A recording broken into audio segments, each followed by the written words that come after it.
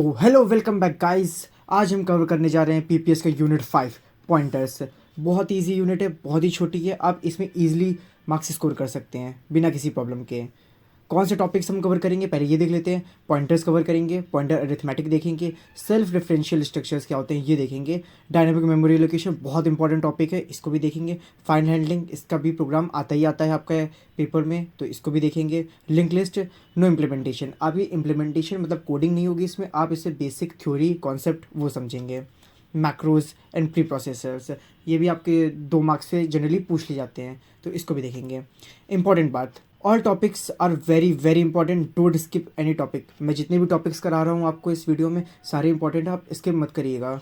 ये आपका exam point of view से ही वीडियो बनाया जा रहा है। PYQs are covered in this lecture. जो भी टॉपिक्स हैं वो PYQ से पूछे गए हैं, तो इसलिए आप टेंशन ना करिए, PYQs कवर हो रहे हैं इसमें। And access the notes from description, अगर आपको नोट्स से एक्सेस करने हैं तो आप डिस्क्रिप्शन में लिंक है, वहाँ से एक्सेस कर सकते हैं। तो चलिए स्टार्ट करते हैं। सबसे पहला टॉपिक, पॉइंटर्स इन सी। अब सी लैंग्वेज में पॉइंटर्स क्या होता है। A pointer in C is a variable that stores the memory address of another variable instead of storing the actual value. अब पॉइंटर क्या होता है, वो एक वेरिएबल होता है जो किसी दूसरे वेरिएबल का मेमोरी एड्रेस स्टोर करता है। आपको पता है कि कोई भी अगर हम डेटा टाइप लेते हैं, सपोज इंट लेते हैं, int a is equal to 10, तो ये जो 10 है ये कहीं मेमोरी में स्पेस ले रहा है। तो जहाँ पे ये मेमोरी में स्पेस ले रहा है तो उसका जो मेमोरी एड्रेस है वो पॉइंटर में स्टोर होता है। अब इसको कैसे करते हैं, एग्जाम्पल में देखिए। Int a is equal to 10 है हमारा, और इंट एस्टिक का यूज़ करते हैं। अगर आपको किसी भी पॉइंटर को डिक्लेयर करना है आप एस्टिक का यूज़ करिए। एस्टिक वेरिएबल नेम, जो भी आप वेरिएबल नेम है जिसमें आप वेरिएबल दूसरे वेरिएबल का मेमोरी एड्रेस स्टोर कराना चाहते हैं। एंड देन एम्परसेंड और उस वेरिएबल का नाम, जैसे यहाँ पे हमारा int a is equal to 10 था, तो एम्परसेंड एंड, ये हमारा पॉइंटर डिक्लेयर हो गया। इसका मतलब है कि जो हमारा 10 है, जो जहाँ पे उसका जो मेमोरी है, मेमोरी एड्रेस आ करके उसका यहाँ पी में स्टोर हो गया। अगर मैं इसको आपको डायग्राम की मदद से समझाऊँ तो आप ऐसे देखिए। जैसे सपोज़ हमारे पास ये एक इंटीजर डेटा टाइप है, तो ये 4 बाइट्स की जगह लेता है। आपको ये चीज़ पता होनी चाहिए कि कौन सा डेटा टाइप कितना स्टोरेज लेता है, उसका साइज़ क्या होता है, आई मीन उसका साइज़ क्या होता है, ये हम प्रीवियस यूनिट्स में कवर कर चुके हैं। तो जैसे ये इंटीजर डेटा टाइप है, ये 4 बाइट्स का साइज ले रहा है, यहाँ इस पर 10 स्टोर है, तो इसका कोई एड्रेस होगा। सपोज़ कुछ भी एड्रेस हो सकता है, एड्रेस कैसे भी हो सकता है, 00x ऐसे एड्रेस होता है हमारे पास। अगर आपको ये एड्रेस मिल जाए तो आप डायरेक्ट इसको एक्सेस कर सकते हैं, इस 10 को एक्सेस कर सकते हैं। तो ये जो एड्रेस है, ये एड्रेस स्टोर होता है हमेशा पॉइंटर में। आई होप आपको क्लियर होगा कि पॉइंटर आखिर होता क्या है। पॉइंटर ऐसा वेरिएबल है जो किसी दूसरे वेरिएबल का मेमोरी एड्रेस स्टोर करता है। अब डेफिनेशन में हम आगे देखते हैं। इट इनेबल्स डायरेक्ट एक्सेस, जैसे मैंने आपको बताया, अगर आपको एड्रेस मिल जाए आप डायरेक्टली एक्सेस कर सकते हैं। आप जब एरेज कर रहे होंगे इसमें तो आपको ये बहुत ज़्यादा हेल्पफुल रहेगा। And manipulation of memory making programs more efficient, इससे प्रोग्राम आपके ज़्यादा एफिशिएंट हो जाते हैं। Pointers are declared using the asterisk operator का यूज़ करते हैं। And are widely use for dynamic memory allocation. अब जब हम आगे डायनेमिक मेमोरी अलोकेशन देखेंगे, पढ़ेंगे, तो उसमें हम देखेंगे कि पॉइंटर्स कितने यूज़फुल हैं। एरेज में आप यूज़ कर सकते हैं, स्ट्रिंग्स में एंड फंक्शंस में। फंक्शंस तो जो हमने प्रीवियस यूनिट 4 में देखा था कि जो आपका कॉल बाय रेफरेंस होता है फंक्शन में, उसमें आपका मेमोरी एड्रेस ही पास हो रहा होता है एक्चुअल पैरामीटर्स का। तो जो आपके फॉर्मल पैरामीटर हैं वहाँ पे आपका पॉइंटर ही होता है जो उसका मेमोरी एड्रेस ले रहा होता है। They play a crucial role in low level programming and system level operations. अब आप यहाँ पे देख रहे हैं कि आप डायरेक्ट मेमोरी के पास जाके मेमोरी एड्रेस को जाके एक्सेस कर पा रहे हैं, आप सिस्टम के बहुत ही ज़्यादा क्लोज पहुँच रहे हैं, इसलिए आप सिस्टम लेवल ऑपरेशंस कर पा रहे होते हैं। Asterisk use to declare and difference a pointer, and ampersand का साइन होता है use to get address of a variable. अगर किसी भी वेरिएबल, जैसे हमें यहाँ पे ए वेरिएबल का एड्रेस चाहिए था तो हमने एम्परसेंड साइन का यूज़ किया, और हमें स्टोर करना है अगर किसी वेरिएबल में तो हम एस्टिक साइन का यूज़ करते हैं। ये आपको क्लियर हो गया होगा। अब जैसे हमारे पास यहाँ पे एक प्रोग्राम है, यह प्रोग्राम देखिए, यहाँ पे हमारे पास integer A is equal to 10 है, और पी वेरिएबल है जो ये एक पॉइंटर है, और पॉइंटर में हम एम्परसेंड ए का यूज़ कर रहे हैं। एम्परसेंड ए यानी कि ए का जो मेमोरी एड्रेस है वो पी में स्टोर हो जाए। अब यहाँ पे प्रिंट करा रहे हैं, देखिए वैल्यू ऑफ ए अगर आपको बतानी है क्या है तो आप डायरेक्ट ए को प्रिंट करा दीजिए, आपको वैल्यू ऑफ ए मिल जाएगी। एड्रेस ऑफ ए, अगर आपको जो ए वेरिएबल है उसका एड्रेस चाहिए तो आप उसके सामने एम्परसेंड लगा सकते हैं, आपको उसका एड्रेस मिल जाएगा। जैसे यहाँ पे हमने डिस्कस किया, ampersand is use to get the address of a variable, तो यहाँ से आप उसका एड्रेस एम्परसेंड लगाने से आपको उस वेरिएबल का एड्रेस मिल जाएगा। अगर आप सिंपली पी को प्रिंट करा रहे हैं तो आप जो ए वेरिएबल है, जो भी जिस भी वेरिएबल का आपके पास एड्रेस स्टोर है वो एड्रेस प्रिंट हो जाएगा। तो इससे पी से आप एड्रेस प्रिंट करा देंगे, बट अगर आप इसके सामने एस्टेरिक लगा देंगे तो वो उस पोजीशन पे जहाँ पे ये आपका एड्रेस है वहाँ पे क्या वैल्यू स्टोर है, जो कि यहाँ पे 10 स्टोर थी, वो 10 को एक्सेस करके 10 को प्रिंट करा देगा। तो यहाँ वो एक्चुअल वैल्यू जो है उस एड्रेस पे उसको प्रिंट कराएगा। तो यहाँ से आप आउटपुट देख सकते हैं, पहले आपका 10 प्रिंट हो रहा है, फिर एड्रेस ऑफ ए में आपका जो भी एड्रेस था वो प्रिंट हो रहा है, जो कि मैंने यहाँ पे आपको बताया। फिर पॉइंटर पी स्टोर्स एड्रेस, इसने भी आपका एड्रेस ही स्टोर है पी में, तो यहाँ से पी में जो एड्रेस है वो प्रिंट हो रहा है। और value eight address stored in P, और जो भी वैल्यू स्टोर्ड है उस एड्रेस पे वो एस्टेरिक लगा करके हम उसको एक्सेस कर सकते हैं। अब हम लोग आगे बढ़ते हैं, पॉइंटर अरिथमेटिक इन सी। अब जैसे आपने यूनिट 2 में देखा था कि जब आपके पास वेरिएबल्स होते हैं आप उसमें ऑपरेशंस परफॉर्म करते हैं, वैसे आप पॉइंटर्स में भी ऑपरेशन परफॉर्म कर सकते हैं। आपके पास इसमें भी ऑपरेटर्स होते हैं प्लस माइनस, और जिससे आप ऑपरेशन परफॉर्म करते हैं, तो वही होता है pointer arithmetic in C. Definition देख लीजिए, pointer arithmetic in C refers to operation perform on pointers to move across memory location based on the size of the data type they point to. जो भी size है ये important होता है यहाँ पे कॉन्सेप्ट, तभी मैंने आपको बताया कि जो भी आप डेटा टाइप यूज़ कर रहे हो उसका आपको साइज़ पता होना चाहिए। Instead of moving byte by byte, pointers move in steps equal to size of data type. आप जब पॉइंटर्स की हेल्प से मूव कर रहे होते हैं तो जो भी डेटा टाइप का साइज़ है उसका इंटरवल में मूव कर रहे होते हैं। अब इसको आगे हम लोग एग्जाम्पल समझेंगे। It allows efficient traversal of arrays and memory. आप मेमोरी और एरेज में एफिशिएंट ट्रेवर्सल कर सकते हैं। कॉमन ऑपरेशंस इंक्लूड इंक्रीमेंट, आप पॉइंटर्स को इंक्रीमेंट कर सकते हैं, डिक्रीमेंट कर सकते हैं, सब्ट्रैक्शन कर सकते हैं between pointers. This operation help determine position distance in memory. आप इसमें पोजीशन, क्योंकि आपका पॉइंटर का काम है, आप किसी का मेमोरी एड्रेस स्टोर कर रहे हैं तो आप उसको एक्सेस करना चाहेंगे ना, तो इसलिए आप पोजीशन को डिटरमाइन करने में काफ़ी ज़्यादा हेल्पफुल होते हैं जो भी अरिथमेटिक ऑपरेशंस होते हैं पॉइंटर्स में। अब यहाँ पॉइंटर अरिथमेटिक का एग्जांपल देखिए, जैसे यहाँ पे हमारे पास एक एरे है, इस एरे में 10, 20, 30, 40 स्टोर है। तो यहाँ पे हमने एक एरे बना ली जिसका इंडेक्स 0 ये है, फर्स्ट इंडेक्स ये है, सेकेंड इंडेक्स ये है, थर्ड इंडेक्स ये है। अब ये एक इंटीजर डेटा टाइप की एरे है, तो जितने भी एलिमेंट्स है वो 4 बाइट का साइज़ लेंगे। तो यहाँ पे 4 बाइट का साइज़ है, यहाँ पे 4 बाइट्स का साइज़ है, यहाँ पे 4 बाइट्स का साइज़ है, यहाँ पे 4 बाइट्स का साइज़ है। बट एड्रेस जो है, यहाँ पे जो 0th इंडेक्स पे जो एलिमेंट है उसका एड्रेस 1000 है, तो जो हमारा नेक्स्ट एड्रेस होगा वो 1001 नहीं होगा। रीज़न, क्योंकि इंटीजर डेटा टाइप 4 बाइट्स का स्पेस लेता है, तो जो नेक्स्ट एड्रेस होगा वो 100 में प्लस जो भी उस डेटा टाइप का साइज़ है यानी कि 4 बाइट्स, वो होगा हमारे अगले एलिमेंट का एड्रेस, यानी कि 1004। ऐसे ही जो हमारा अगला एलिमेंट होगा जो सेकेंड इंडेक्स पे जो 30 है, उसकी जो मेमोरी एड्रेस होगी वो होगी +4, 1008। ऐसे ही जो अगला होगा 1012 एंड देन सो ऑन। तो आई होप आपको ये क्लियर होगा कि एरे में जो अगर इंटीजर डेटा टाइप की एरे है तो उसमें जो मेमोरी एड्रेस है वो कैसे होगा। अगर यहीं सपोज कैर होता तो कैर का साइज़ कितना होता है, जैसे यहाँ पे देखिए टेबल है, कैर का साइज़ 1 बाइट है, तो पहला एड्रेस 1000 पे, अगला हमारा होता है 1001 में, फिर अगला होता है 1002 में, क्योंकि ये सिर्फ एक ही बाइट का साइज़ ले रहा है। अब यहाँ पे ये जो कोड है उसका वो ड्राई रन है, जो एड्रेस है पॉइंटर में स्टोर वो 1000 है। जैसे ही पी का इंक्रीमेंट किया p++ यानी कि p+1, तो जो अगला एड्रेस स्टोर हुआ वो हुआ 1004। फिर इंक्रीमेंट करने पे 1008, अगला इंक्रीमेंट करने पे 1012।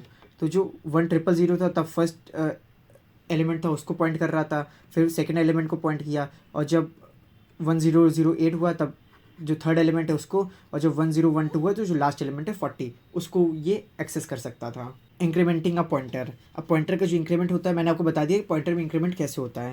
When a pointer is incremented it moves to the next memory location of its data type. Data type का बहुत ध्यान रखना आपको, ये जो डेटा टाइप है इसको बहुत ही ज़्यादा ध्यान रखना है कि डेटा टाइप आपका कौन सा यूज़ कर रहे हैं आप, कैर है, इंट है, डबल है, फ्लोट है, तो उसी अकॉर्डिंग आपको साइज़ देखना है क्या इंटरवल रहेगा। Example, if PTR 1000 and size of in 4 bytes, तो PTR++ करने पे पॉइंटर बिकम्स 1004। ये यहाँ पे हम ऊपर वाले एग्जाम्पल में डिस्कस कर चुके हैं। ये फॉर्मूला है। PTR++ का मतलब है कि PTR में PTR प्लस साइज ऑफ जो भी डेटा टाइप है, तो डेटा टाइप हमारा इंट था, उसका साइज़ 4 होता है, तो इसलिए 1000 में जब हमने 4 ऐड किया तो 1004 हो गया। ऐसे डिक्रीमेंटिंग का पॉइंटर, तो अगर इंट है और आप 1012 में है, तो अगर आप 1012 में है और PTR माइनस माइनस करते हैं तो आप आ जाएंगे 1008 पे। वहीं अगर आपके पास कैरेक्टर डेटा टाइप होता तो आप आ जाते 1011 पे। तो I hope everything is clear. Subtracting 2 pointers. अब 2 पॉइंटर्स का सब्ट्रैक्शन कैसे होता है? अब सपोज पॉइंटर 1 है 1000 पे, पॉइंटर 2 है 1008 पे, तो अगर इनका डिफरेंस निकालेंगे PTR2 माइनस PTR1, तो ये कितना आएगा? 8 बाइट्स का आएगा। 8 बाइट्स को फिर हम लोग 4 से डिवाइड करेंगे। 4 से क्यों डिवाइड करें? क्योंकि इंटीजर है, तो इंटीजर का साइज़ कितना होता है? 4 होता है। तो 4 डिवाइडेड बाई 8 डिवाइडेड बाई 4 कितना हुआ? 2 हुआ। यानी कि हमारे उस बीच 1000 और 1008 के बीच में हमारे दो जो एलिमेंट्स है वो एग्जिस्ट करते हैं, इंटीजर डेटा टाइप के। देखिए यहाँ पे लिखा है meaning there are 2 elements apart. यहाँ पे 2 एलिमेंट्स का डिफरेंस है। Swapping 2 numbers using call by reference, ये वाला आप कोड हम प्रीवियस यूनिट पे भी कवर कर चुके हैं, आप वहाँ से भी देख सकते हैं। काफ़ी इजी कोड है। यहाँ पे मैं आपको शॉर्ट में समझा देता हूँ। यहाँ हम एक्चुअल पैरामीटर्स में वैल्यू नहीं पास कर रहे हैं, यहाँ पे हम मेमोरी एड्रेस पास कर रहे हैं। क्यों? क्योंकि एम्परसेंट साइन लग गया, तो मतलब यहाँ से अब मेमोरी एड्रेस ही पास होगा। और यहाँ ये पॉइंटर्स हैं, तो ये पॉइंटर्स मेमोरी एड्रेस को स्टोर करेंगे, फिर आगे का कैलकुलेशन होगा। या आप लॉजिक तो आपको पता ही होगा, बहुत ही ईजी प्रोग्राम है, आप इस वाले प्रोग्राम को जरूर कर लीजिएगा। Uses importance of pointers. Passing arguments to function by address when modification formal argument is to be reflected on actual arguments. जब भी एक्चुअल आर्ग्यूमेंट है, जो ओरिजिनल डेटा है, उसको चेंज करना होता है, तो हमेशा हम पॉइंटर्स को पास करते हैं, जिसको कॉल बाय रेफरेंस भी कहते हैं। कॉल बाय वैल्यू में सिर्फ कॉपी पास होती थी, तो एक्चुअल जो डेटा था उस पर कोई चेंज नहीं होता था। प्रीवियस यूनिट में हमने बात करी थी ना इस पर। बट यहाँ पे जब पॉइंटर्स की यूज़ करके हम पास करते हैं आर्ग्यूमेंट को, तो एक्चुअल जो डेटा है वो भी चेंज होता है। Second, passing arrays and strings more conveniently from one function to another. हम फंक्शंस के बीच में एरेज और स्ट्रिंग को भी पास कर सकते हैं पॉइंटर्स की हेल्प से। Manipulating arrays more easily by moving pointers to them instead of moving the arrays themselves. आप पूरी एरे को मूव करने की बजाय आप सिर्फ उसका एड्रेस पास कर दीजिए, फिर आप आगे के एलिमेंट्स को ईजिली एक्सेस कर सकते हैं। तो ये भी फ़ायदा हो गया पॉइंटर्स का। Creating complex data structure such a link list and binary tree, but one data structure must contain reference to other data structures. यहाँ पे ये जो लिंक लिस्ट है, ट्रीज हैं, ये कॉम्प्लेक्स डेटा स्ट्रक्चर है। इसमें जो है आपका पॉइंटर्स ही का सबसे ज़्यादा मेन यूज़ होता है। एरे में तो आप तब भी कम यूज़ करते हैं, बट इनमें आप ज़्यादा यूज़ करते हैं। आप आगे जब अपकमिंग सेमेस्टर्स में जब डेटा स्ट्रक्चर पढ़ेंगे तो उसमें बाइनरी ट्री, लिंक लिस्ट आएगा, तो आप उसमें देखेंगे कि पॉइंटर्स का कितना ज़्यादा यूज़ हो रहा है। Now to the next topic, DMA, dynamic memory allocation C. Dynamic memory allocation is the process of allocating memory during the runtime of a program instead of compile time. अब यहाँ पे आप जो memory allocation कर रहे हैं, जो आप किसी वेरिएबल को मेमोरी दे रहे हैं, अब आप उसको पहले से नहीं दे रहे हैं, या आप रन टाइम के जब प्रोग्राम रन कर रहा होता है उस टाइम दे रहे होते हैं। It allows program to request and release memory as needed using pointers. जैसे ही आपकी ज़रूरत होती है, अगर आपको मेमोरी चाहिए तो आप एलोकेट कर सकते हैं, नहीं चाहिए तो आप फ्री कर सकते हैं memory during the run time में, जब प्रोग्राम रन कर रहा होता है उसी वक्त।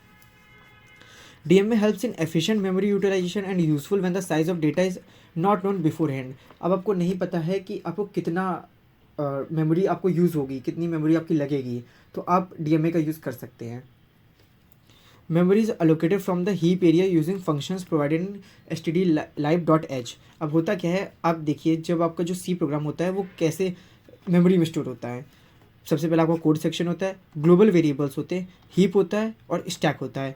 डायनेमिक मेमोरी एलोकेशन हो रहा होता है वो हीप में हो रहा होता है। डायनेमिक मेमोरी एलोकेशन में सबसे पहला जो आपका फंक्शन है वो है malloc, memory allocation. malloc allocates a single block of memory of specified size during runtime.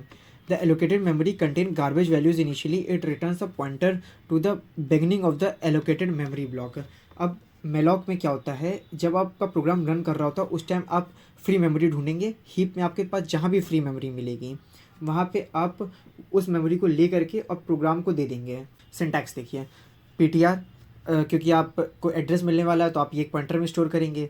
Data type asterisk, malloc जो भी आपका फंक्शन है, साइज इन बाइट्स, आपको साइज़ पास करना है। यहाँ पे आप ध्यान दीजिए कि आप सिर्फ एक ही आर्ग्यूमेंट पास करते हैं जो कि साइज़ होता है।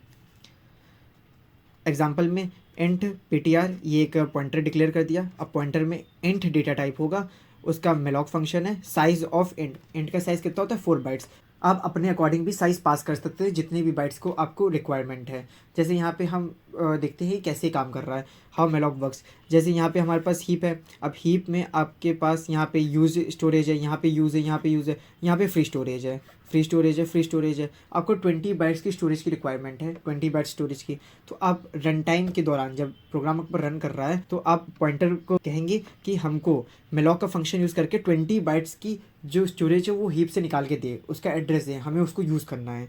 तो आपका मेलॉक फंक्शन जाएगा हीप में जो फ्री स्टोरेज है, फिर फ्री ब्लॉक है, उसको ढूंढेगा और 20 बाइट्स की स्टोरेज आपके लिए रिजर्व हो जाएगी, और जो भी उसका एड्रेस है वो इस पॉइंटर में आकर के स्टोर हो जाएगा। ये हो गया मेलॉक की वर्किंग। अब देखते हैं केलॉग, कंटिग्यूअस एलोकेशन।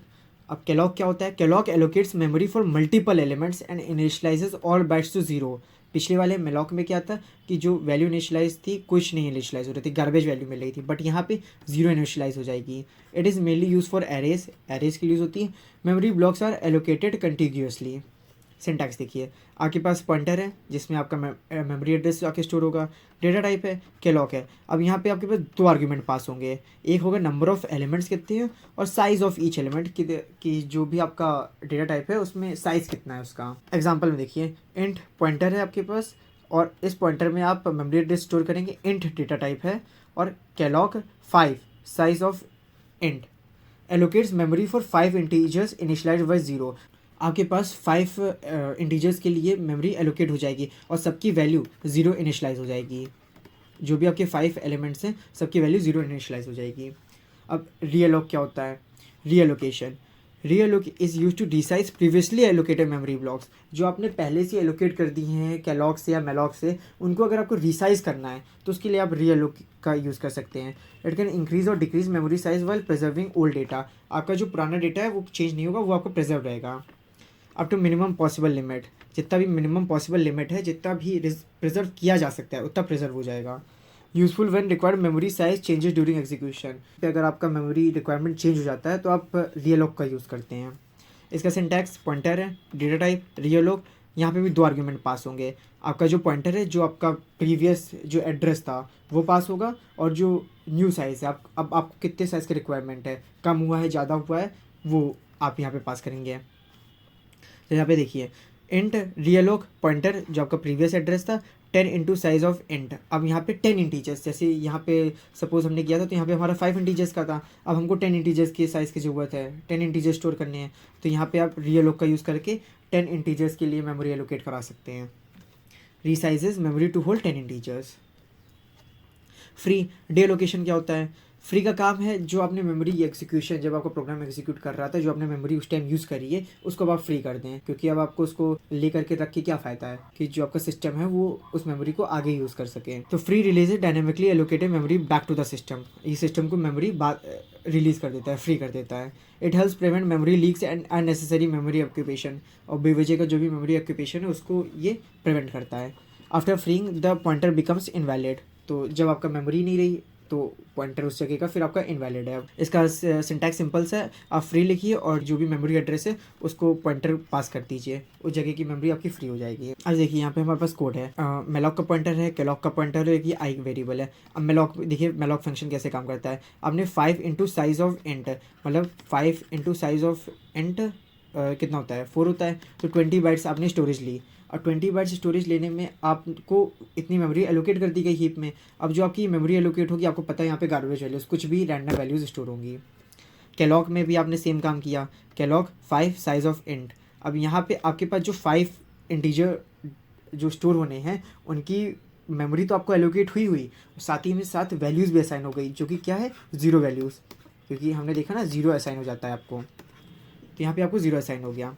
अब वैल्यूज़ यूजिंग मेलॉक। अब अगर मेलॉक से जो वैल्यूज़ हमें एलोकेट हुई हैं उनको अगर हम प्रिंट करें, आपकी जो भी रैंडम वैल्यूज़ स्टोर हुई हैं वो प्रिंट हो जाएंगी, गार्बेज वैल्यूज़ है जो।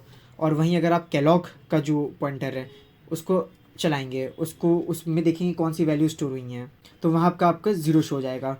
और फिर यहाँ पे हम फ्री मेमोरी कर दे रहे हैं, तो जो भी हमारा जो मेमोरी एड्रेस हमने एलोकेट कराए थे वो खाली हो जाएंगे। देखिए, जो भी आपने मेलॉक से मेमोरी एलोकेट कराई थी वहाँ पे जो वैल्यू स्टोर हुई है वो रैंडम है, गार्बेज वैल्यूज़ हैं, इनका कोई सेंस नहीं बन रहा, कोई मतलब नहीं है इन वैल्यूज़ का। बट आपने जो केलॉग से जो जहाँ पर मेमोरी एलोकेट कराई थी वहाँ पे जो इनिशियलाइज हुई हैं वैल्यूज़ वो 0 0 0 हुई हैं। ये डिफरेंस होता है। मेलॉक और केलॉग का आप डिफरेंस देख सकते हैं यहाँ पे। Initializing garbage values, initialize with zero. Argument आप एक ही आर्ग्यूमेंट पास करते हैं, यहाँ पे आप 2 आर्ग्यूमेंट पास कर रहे होते हैं। सिंटैक्स में मेलॉक सिर्फ साइज़ पास होगा, कैलॉग में आप एन भी पास करते हैं जितना आपका रिक्वायरमेंट है, जितने एलिमेंट्स आपको चाहिए, और साइज़ पास करते हैं। ये क्योंकि जनरली एरे के लिए होती है, तो एरे का आपको साइज़ पहले से पता होना चाहिए ना, तो इसलिए आप एन पास करते हैं। बट यहाँ मेलॉग में सिर्फ साइज़ पास हो जाता है, बाद में देखेंगे क्या होता है वहाँ पे। स्पीड ये फास्टर, ये स्लाइटली स्लोअर है क्योंकि इसमें आपकी गार्बेज वैल्यूज़ इनिशलाइज हो रही हैं, बट यहाँ पे आपका जीरो इनिशलाइज हो रहा है, तो इसमें थोड़ा टाइम लगता है। Memory allocation single block, multiple blocks इसमें आपको असाइन होते हैं। Best use when initialisation not needed, जब आपको सिर्फ यूज़ करना है, आपको सिर्फ मेमोरी चाहिए, इनिशलाइज नहीं करना है, तो आप उसका मेलॉक का यूज़ कर सकते हैं। व्हेन जीरो इनिशलाइजेशन नीडेड, जब आपको जीरो की ज़रूरत है, इनिशलाइज जीरो ही करना है, तब कैलॉग का यूज़ करिए। एग्जाम्पल, ये एग्जाम्पल है दोनों का। अब ये क्वेश्चन देखिए, write a program to allocate the memory with dynamic memory allocation concept, take the input from the user and find the sum of all elements. अब यहाँ पे हमें डायनेमिक मेमोरी एलोकेशन का कॉन्सेप्ट यूज़ करके memory allocate करानी है, फिर user से इनपुट लेकर के जितने भी एलिमेंट्स हैं उनका सम देना है। तो सबसे पहले हमारे पास एक पॉइंटर आएगा, फिर हम यूज़र से ही लेंगे नंबर ऑफ़ एलिमेंट्स कितने होने वाले हैं हमारे, जो कि n है। अब dynamic memory allocation using malloc से हम जो साइज़ है अपना वो डिसाइड करेंगे। तो इंट डेटा टाइप है malloc n into size of int. Suppose अगर उसने 5 डाला है, 5 एलिमेंट्स वो लेना चाहता है, तो 20 बाइट्स की हमारी एक मेमोरी एलोकेट हो जाएगी।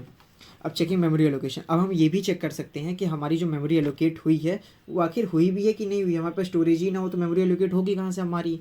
तो इसलिए हम चेक करेंगे पॉइंटर जो है वो नल तो नहीं है, अगर नल है तो हमारा मेमोरी एलोकेट नहीं हुई, फेल हो गया। बट अगर मेमोरी एलोकेट हुई है, फिर आगे का प्रोसेस हम कंटिन्यू करते हैं। अब एरे का इनपुट लेना है, एरे को इनपुट लेके हम उसको स्टोर कराएंगे।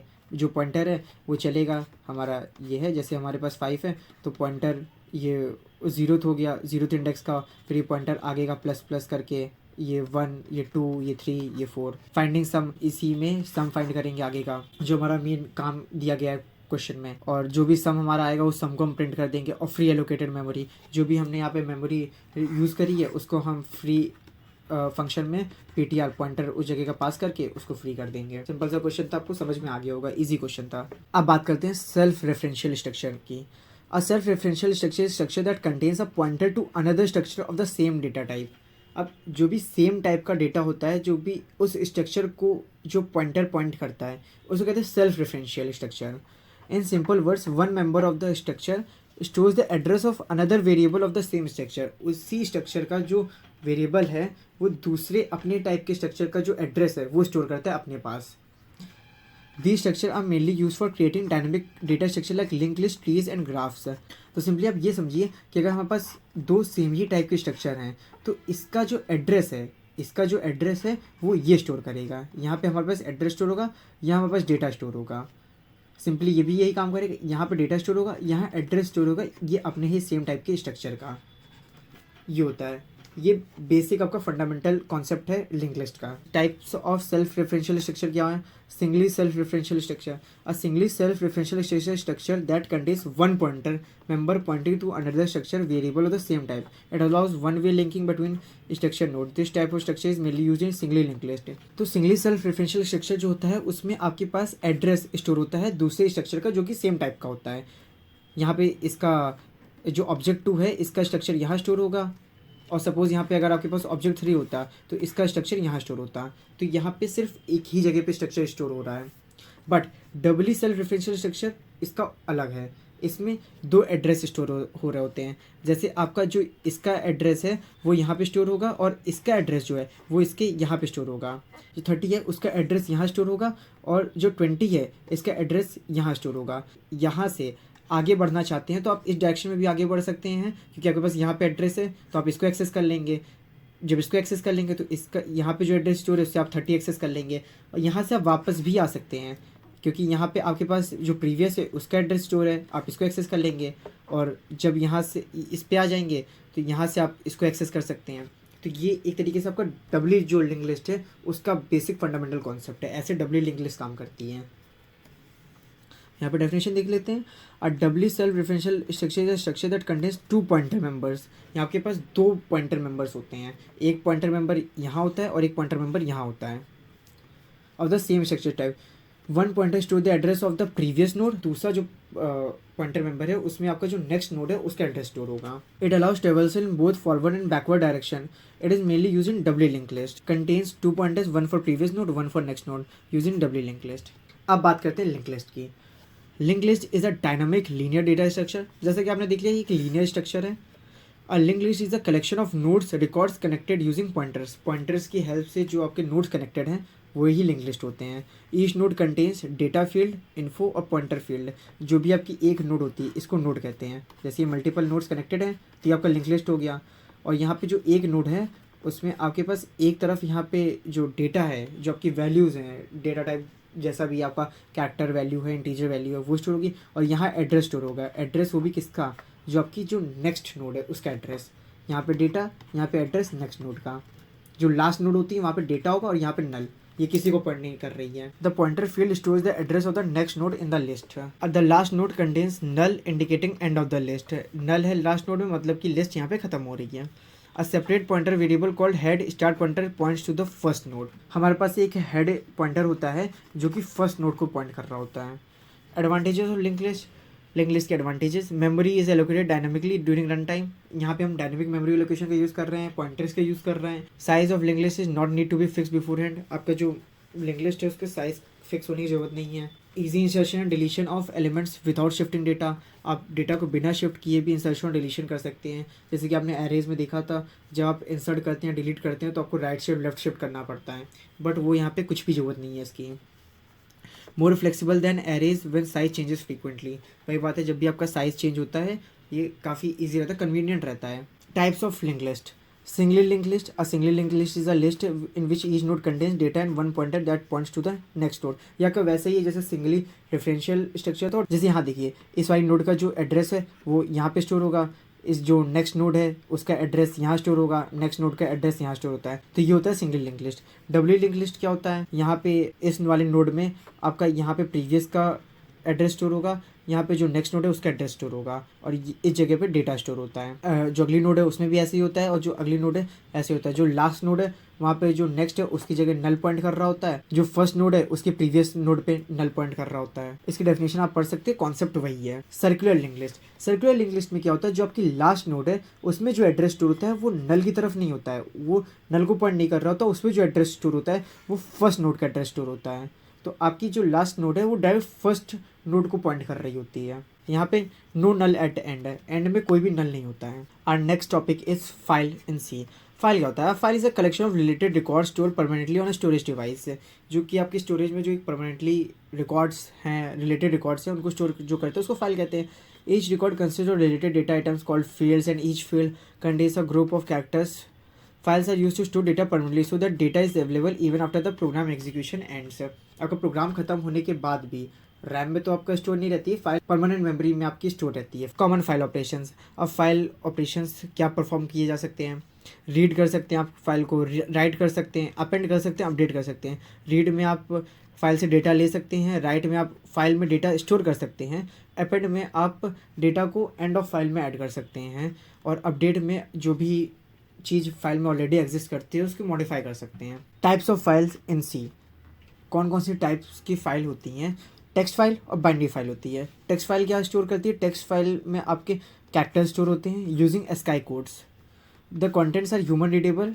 जो टेक्स्ट फाइल है आप वो रीड कर सकते हैं, ह्यूमन रीड कर सकते हैं, and can be viewed using text editor. आप किसी भी नोट पैड में या किसी भी टेक्स्ट एडिटर में आप टेक्स्ट फाइल रीड कर सकते हैं। इसमें अल्फ़ाबेट्स होते हैं, नंबर्स होते हैं, सिम्बल्स होते हैं। Data is converted to binary internally before storage. ये सेव होने से पहले इसका जो डेटा है वो बाइनरी नंबर्स में, बाइनरी में कन्वर्ट होता है, क्योंकि आपको पता है कंप्यूटर और भी कोई लैंग्वेज नहीं समझ सकता है एक्सेप्ट बाइनरी। तो जो टेक्स्ट फाइल है वो आपकी बाइनरी में पहले कन्वर्ट होती है, देन सेव होती है। और बट आपके लिए ये easy to read and edit होती है, आप इसको ईजिली रीड और एडिट कर सकते हैं।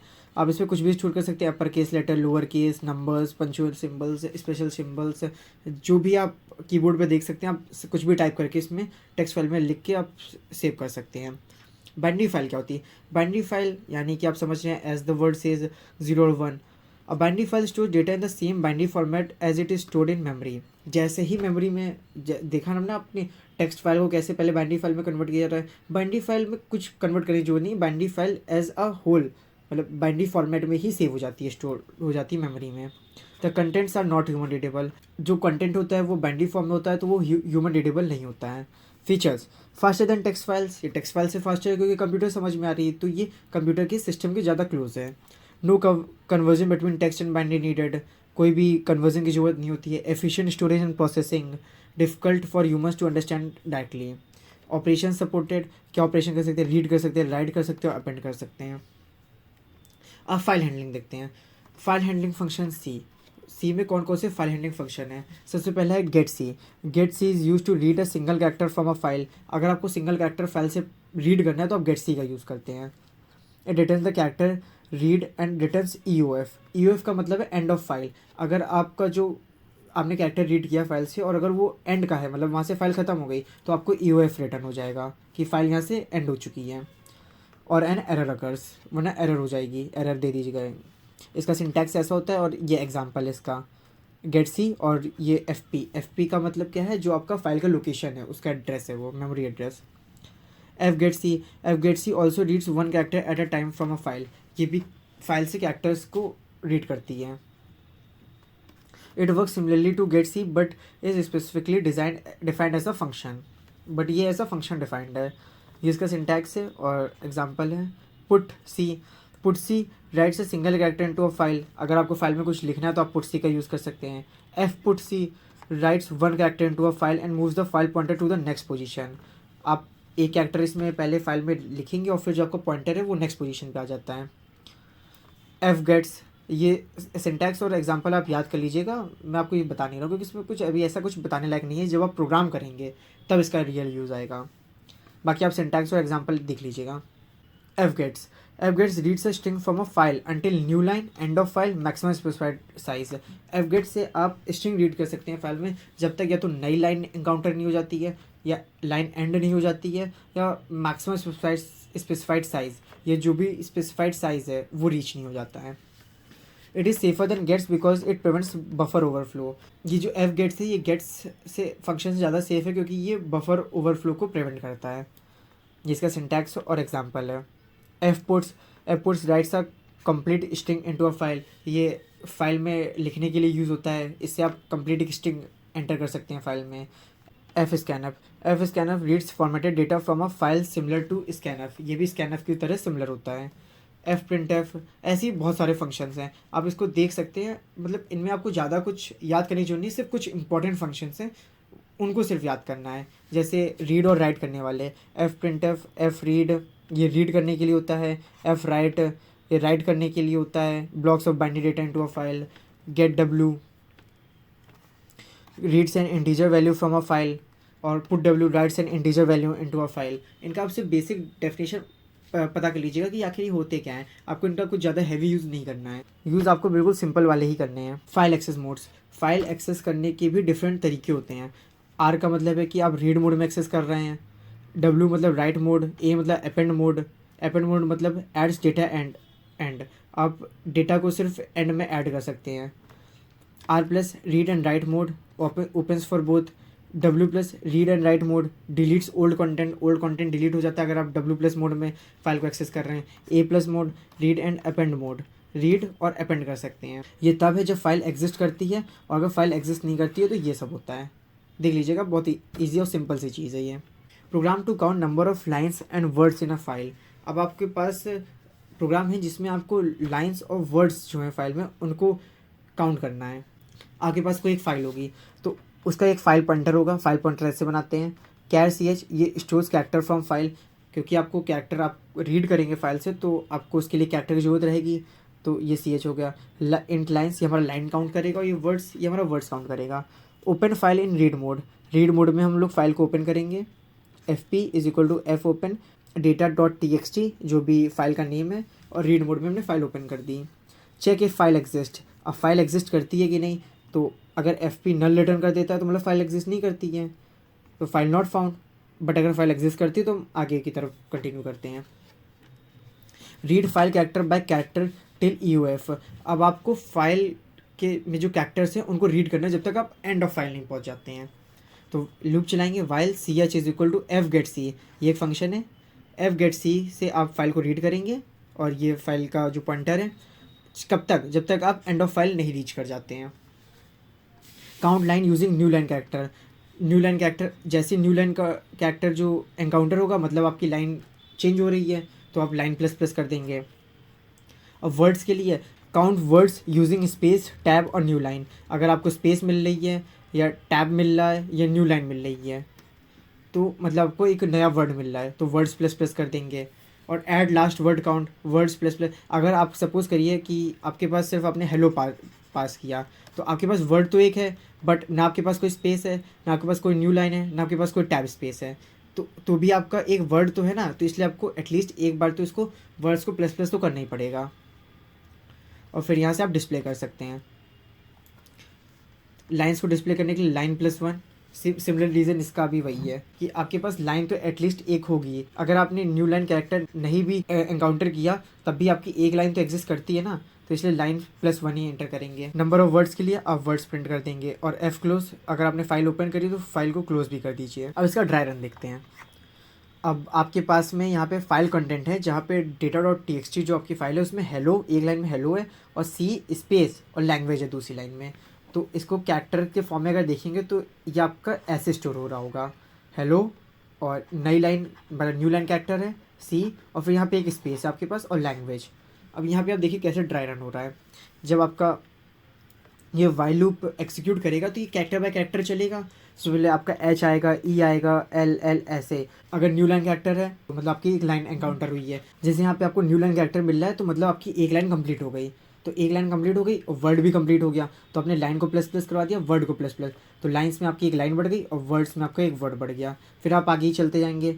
सी मिला, ठीक है, स्पेस मिला तो मतलब आपका एक वर्ड और एक्स्ट्रा है तो वर्ड वाले काउंट को प्लस प्लस कर देंगे। लाइन आपकी नहीं चेंज हुई क्योंकि न्यू लाइन कैरेक्टर नहीं मिला, वर्ड मिला है। वर्ड वाला काउंटर है वो अपडेट होगा, वो इंक्रीमेंट होगा। फिर आप आगे बढ़ेंगे LANGUAGE, आप पूरा एग्जीक्यूट कर दिया, आपका कुछ इंक्रीमेंट नहीं हुआ। आप आगे बढ़े, आपको यहाँ पे ना ही कोई न्यू लाइन कैरेक्टर मिला, ना ही आपको कोई स्पेस मिली, ना ही कोई आपको टैब स्पेस मिली। तो इसका मतलब आप एंड ऑफ फाइल में पहुँच गए। अब एंड ऑफ फाइल में पहुँच गए, लूप यहाँ से स्टॉप हो जाएगा और ये वर्ड वाले काउंट का भी लूप यहीं से स्टॉप हो जाएगा। लाइन आपकी 1 है और वर्ड्स आपके 2 एनकाउंटर हुए हैं। बट जब आप प्रिंट करेंगे, अब यहाँ पे आप देखिए जो मैंने आपको बताया था, जब आप प्रिंट करेंगे तो लाइन आपको +1 प्रिंट करनी है, यानी कि हमको लाइन मिली है 1 तो 1 + 1 प्रिंट करेंगे यानी कि 2। और वर्ड्स हमें कितने प्रिंट करने हैं, 2 तो हमें वर्ड्स मिल गए बट हमें आखिरी में भी एक बार वर्ड्स को प्लस प्लस करना है। तो 2 + 1 यानी कि हमें टोटल 3 वर्ड्स और 2 लाइन्स मिली हैं। तो आफ्टर लूप वर्ड्स 3 हो गए और लाइन्स हमारी 2 हो गई। आउटपुट में आपको नंबर ऑफ लाइन्स 2 और नंबर ऑफ वर्ड्स 3 मिल गए। ये ड्राई रन है, आप एक बार अपनी तरफ से करके देखिएगा। आप दूसरा एग्जांपल लेकर भी इसको रन कर सकते हैं। Next topic is preprocessor in c. A preprocessor is a program that processes source code before the actual compilation starts. आपका प्री प्रोसेसर क्या होता है, ये प्रोग्राम को पहले ही प्रोसेस कर लेता है सोर्स कोड को बिफोर एक्चुअल कंपाइलेशन जब स्टार्ट होता है। It handles special commands called pre processor directives. जैसे आपने हैश इंक्लूड, हैश डिफाइन देखा है, तो ये प्री प्रोसेसर डायरेक्टिव्स हैं which begin with hash. These directives are use for task like including header file, defining constants and conditional compilation. जो आपका hash include है वो कुछ इंक्लूड करने के लिए, जैसे stdio.h या स्टैंडर्ड लाइब्रेरी को इंक्लूड करने के लिए आप इनका यूज़ करते हैं। डिफाइन वाला जो आपका प्री प्रोसेसर डायरेक्टिव है उसको आप कुछ डिफाइन करने के लिए यूज़ करते हैं, तो ये प्री प्रोसेसर्स होते हैं। The preprocessor makes program easier to manage, reusable and efficient. ये आपके प्रोग्राम को शॉर्ट बना देते हैं और ईजी टू अंडरस्टैंड बनाते हैं। Why preprocessors are required to include library, header files easily. अब आपको लाइब्रेरी या हेडर फाइल्स को यूज़ करना है तो उसके लिए प्री प्रोसेसर की जरूरत पड़ती है। To define symbolic constant using macros. Macros क्या होता है ये आगे हम डिस्कस करेंगे। To make programs modular and reusable, program को मॉड्यूलर और रीयूजेबल बनाने के लिए। To perform conditional compilation, to reduce repeated code and improve readability. अब प्रोसेसर डायरेक्टिव्स देखिए कौन कौन से होते हैं। हैश इंक्लूड, जो आपका include header file into the program, कुछ इंक्लूड करने के लिए, हेडर फाइल इंक्लूड करने के लिए आप हैश इंक्लूड का यूज़ करते हैं। हैश डिफाइन, डिफाइन कॉन्स्टेंट और मैक्रो, इसके लिए यूज़ करते हैं। Hash undefined, removes previously defined macro, जो भी प्रीवियसली डिफाइंड मैक्रो इसको हटाने के लिए करते हैं। Hash if, checks condition before compilation, condition check करने के लिए कंपाइलेशन से पहले। Hash if def checks whether macro is defined, macro को चेक करते हैं डिफाइंड है कि नहीं। Hash if end def checks whether macro is not defined. Preprocessor समझ में आ गया आपको, प्री प्रोसेसर क्या होते हैं, प्री प्रोसेसर डायरेक्टिव्स क्या होते हैं, और why preprocessors are required, ये चीज़ें सब आपको समझ में आ गई। अब देखते हैं मैक्रो क्या है। अब macro in C is a name or symbol that represent a value or a piece of code. It is created using the hash defined preprocessor directive before compilation. The preprocessor replaces the macro name with its actual value or code. Macro helps reduce repeated code and make program easier to modify. Macro क्या होता है? Macro value या piece of code होता है। It is created using the hash define. आपको hash define का use करना ही पड़ेगा मैक्रो को बनाने के लिए। और before compilation the pre processor replaces the macro name with its actual value और कोड। यहाँ पे आप जो मैक्रो लिखते हैं उसको प्रोग्राम में वो रिप्लेस कर देता है जो यहाँ पे आपने मैक्रो लिखा है। अब मैक्रो होता क्या है उसको एग्जाम्पल्स देखते हैं। सबसे पहले है मैक्रो एज अ वेरिएबल। दो तरीके के मैक्रो होते हैं, मैक्रो एज वेरिएबल होता है और मैक्रो एज फंक्शन होता है। तो अब macro that represent a constant values called a variable like और ऑब्जेक्ट लाइक मैक्रो। अब जैसे देखिए यहाँ पे आपने हैश इंक्लूड यूज़ किया, ये प्री प्रोसेसर डायरेक्टिव यूज़ किया आपने जिससे कि आप इस लाइब्रेरी को अपने प्रोग्राम में यूज़ कर पाएँ stdio.h को। अब हैश डिफाइन, यहाँ पे जो आपने पाई 3.4 लिखा है इसका मतलब ये एक मैक्रो है। अब जहाँ पे भी प्रोग्राम में आपके पाई होगा वहाँ पे उसकी वैल्यू को रिप्लेस करके 3.14 कर देगा। जैसे यहाँ पे रेडियस आपका 2 है और एरिया आपको निकालनी है पाई आर स्क्वायर, तो यहाँ पे आपने सिर्फ पाई लिखा बट उसकी वैल्यू मैक्रो की वजह से रिप्लेस होकर 3.14 हो गई इंटू आर स्क्वायर। ये होता है मैक्रो। अब आपको अपने कोड में न्यूमरस जगह अगर आपको पाई यूज़ करना है तो आप 3.14 नहीं लिखेंगे, आप डायरेक्ट पाई लिखिए और आपका काम हो जाएगा। Macro as a function. अब मैक्रो एज अ फंक्शन क्या होता है? अब macro that accepts arguments and behaves like a function is called a function like macro. वहाँ पे आपने कांस्टेंट को एक वैल्यू दे दी थी, पाई को 3.14 दे दिया था, फिर उसको यूज़ किया था। बट जब आप मैक्रो को एज अ फंक्शन डिफाइन करते हैं जहाँ पे वो आर्ग्यूमेंट एक्सेप्ट कर रहा होता है उसको कहते हैं मैक्रो एज अ फंक्शन। जैसे देखिए यहाँ पे hash include stdio.h hash define. अब यहाँ पे स्क्वायर एक तरीके से फंक्शन हो गया। स्क्वायर में आपने एक पैरामीटर पास किया x और फिर उसका x स्क्वायर कर दिया। अब कोड में जहाँ भी आप स्क्वायर लिखेंगे और वहाँ पे कोई भी आर्ग्यूमेंट पास करेंगे, जैसे 5 पास करेंगे तो उसका रिजल्टेंट 5 × 5 आ जाएगा 25। जैसे देखिए यहाँ पे इंट इज इक्वल टू 5 है। अब आपने प्रिंट किया स्क्वायर में आपने a डाल दिया, आपने यहाँ पे एक्चुअल मल्टीप्लिकेशन नहीं किया है, सिर्फ मैक्रो डिफाइन किया। मैक्रो में आपने जो फंक्शन था मैक्रो का उसमें आपने मल्टीप्लिकेशन दिखा दिया, अब वो यहाँ पे एक्चुअल प्रोग्राम में यूज हो रहा है। तो ये होता है macro as a function. Macro expansion क्या होता है? Macro expansion is a process which preprocessor replace a macro name which is defined value of code before compilation. वही चीज़ है मैक्रो एक्सपेंशन, मतलब आपका जो भी वहाँ पे लिखा है मैक्रो में उसको प्रोग्राम में रिप्लेस कर देना उस चीज़ से। It is done using the defined directive, जो hash defined preprocessor directive उसका यूज करके करते हैं। Macro expansion reduces repeated code and improves readability. अब जैसे आपको कहीं पे भी किसी चीज़ को बार बार इस्तेमाल करना है तो आप उसको बार बार नहीं लिख, आप मैक्रो में लिख दीजिए, आपका काम हो जाएगा। File inclusion. फाइल इंक्लूजन क्या होता है? File inclusion is a feature of the pre processor that allows content of one file to be included in other file using the hash include directive. It is mainly used for including header file containing library functions and declaration. अगर आपको किसी एक file का जो भी content है उसको दूसरे फाइल में यूज़ करना है तो आप उसमें हैश इंक्लूड जो डायरेक्टिव है उसका यूज़ करके कर सकते हैं। जैसे देखिए यहाँ पे इसका सिंटैक्स होता है हैश इंक्लूड, या तो फाइल नेम को आप ये दो सिंबल्स के बीच में इंक्लूड कर सकते हैं या डबल कोट्स के बीच में।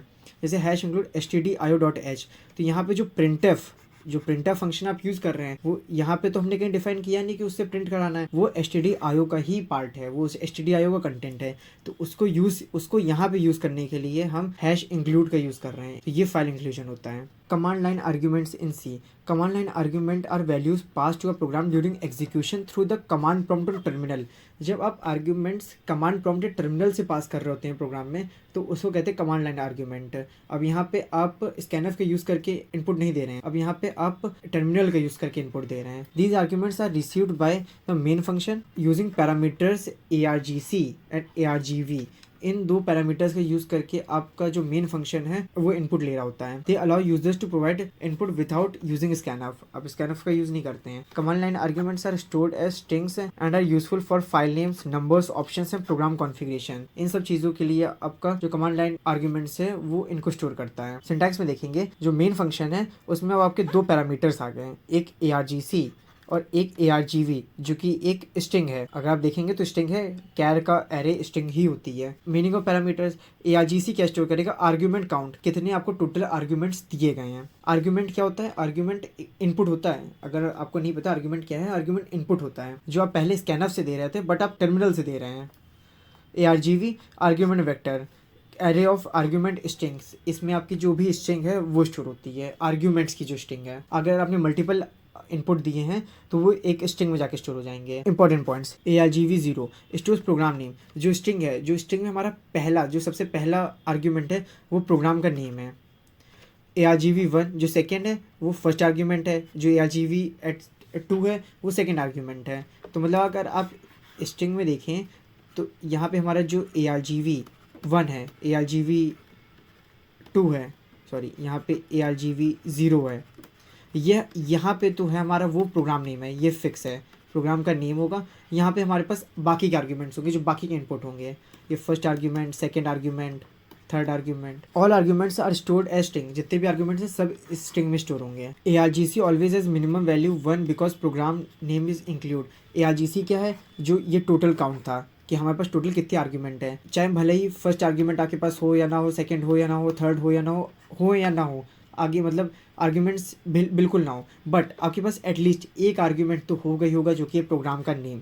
तो इसलिए वही कह रहा है ARGC always as minimum 1 value because program name is included, क्योंकि ये जो हमारा ARGV जो कैरेक्टर एरे थी, इसमें जो फर्स्ट स्ट्रिंग है वो प्रोग्राम का नेम ही है। यहाँ हम ये एग्जाम्पल प्रोग्राम देखते हैं। यहाँ हमारे पास मेन फंक्शन में 2 आर्ग्यूमेंट्स पास कराए गए हैं। इनका जो इनपुट है वो टर्मिनल से होगा, यहाँ पे स्कैनफ का हम यूज़ करके इनपुट नहीं ले रहे हैं। तो जो सबसे पहला हमारा ARGC है, ARGC में कितना टोटल आर्ग्यूमेंट्स हैं ये स्टोर होगा, और ARGV हमारे पास वो एक कैरेक्टर एरे है जो स्ट्रिंग स्टोर कर रही है। तो सबसे पहले यहाँ पे इनपुट में हम प्रोग्राम का नेम देंगे, हेलो 1 2 3 दिया। तो टोटल आर्ग्यूमेंट्स कितने हैं, टोटल आर्ग्यूमेंट्स यहाँ पे हमारे पास 3 हैं। अगर एक एक करके एक्सेस करेंगे ARGV में तो हमारे पास एक ये एरे स्ट्रक्चर बनेगा, और इसमें हमारे पास 3 आर्ग्यूमेंट्स आएंगे। पहला है हमारा जो ये डॉट प्रोग्राम का नेम होगा, ये जो दूसरा आर्ग्यूमेंट है वो हेलो होगा, और जो तीसरा है वो हमारा 1 2 3 होगा। तो जब इनको आप प्रिंट कराएंगे printf ARGC तो टोटल आर्ग्यूमेंट्स आपके पास 3 प्रिंट हो जाएगा। और जब आप लूप चला के इस ARGV एरे को एक्सेस करेंगे 1 बाय 1 तो यहाँ से आप जो बाकी आर्ग्यूमेंट्स हैं उनको भी प्रिंट करा सकते हैं। ARGV0 पे ये प्रोग्राम का नेम, ARGV1 में हेलो, और ARGV2 में 1 2 3 प्रिंट हो जाएगा। Properties of command line arguments, इनकी प्रॉपर्टीज़ क्या है। Command line arguments are received by the main function, यहाँ पे मेन फंक्शन में डायरेक्ट इनपुट आ रहा होता है। They are values given to the program while running it, जब प्रोग्राम रन कर रहा होता है तभी वैल्यूज़ पास होती है क्योंकि टर्मिनल से पास हो रही हैं। They allow users to give input from outside the program instead of hard coding values.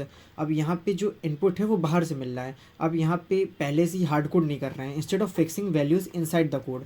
अब कोड के अंदर ही वैल्यूज़ को फिक्स नहीं कर रहे हैं, अब बाहर से इनपुट दे रहे हैं। Users give them while running program. ARGV0 stores the program name, जैसा कि मैंने आपको बताया यहाँ पे जो ARGV एरे है उसमें जो सबसे पहला सबसे पहला इंडेक्स है 0th इंडेक्स, ये प्रोग्राम का नेम स्टोर करते हैं, और जो ये आगे के हैं ये आर्ग्यूमेंट्स स्टोर करते हैं। ARGV1 store the first argument, ARGV2 store the second argument and so on, और ARGVN जो है वो लास्ट आर्ग्यूमेंट। अब जैसे यहाँ पे प्रोग्राम का नेम हेलो 1 2 3 पास किया था, वैसे यहाँ पे स्टैकवे पास कर देते तो स्टैकवे भी एक आर्ग्यूमेंट में आ जाता और वो भी यहाँ पे आकर के स्टोर हो जाता। इसे ये जो ARGV वाली एरे है उसमें आकर के ये नेक्स्ट आर्ग्यूमेंट बन के स्टोर हो जाता। ARGC ऑलवेज कंटेन्स नल। अब ARGC क्या, टोटल नंबर ऑफ आर्ग्यूमेंट्स, जैसे यहाँ पे टोटल नंबर ऑफ आर्ग्यूमेंट्स कितने थे, ARGC की वैल्यू 3 थी। ARGV में अगर आप थर्ड इंडेक्स को एक्सेस करेंगे तो वो तो कुछ है ही नहीं, यहाँ पे आपको नल रिटर्न हो जाएगा। So thank you guys, I hope आपको सभी टॉपिक समझ आ गए होंगे। If so then please subscribe our channel. और आपका PPS 5 यूनिट कंप्लीट हो चुके हैं। अगर आपको कोई भी डाउट हो then ask me in the comment section and all the very best.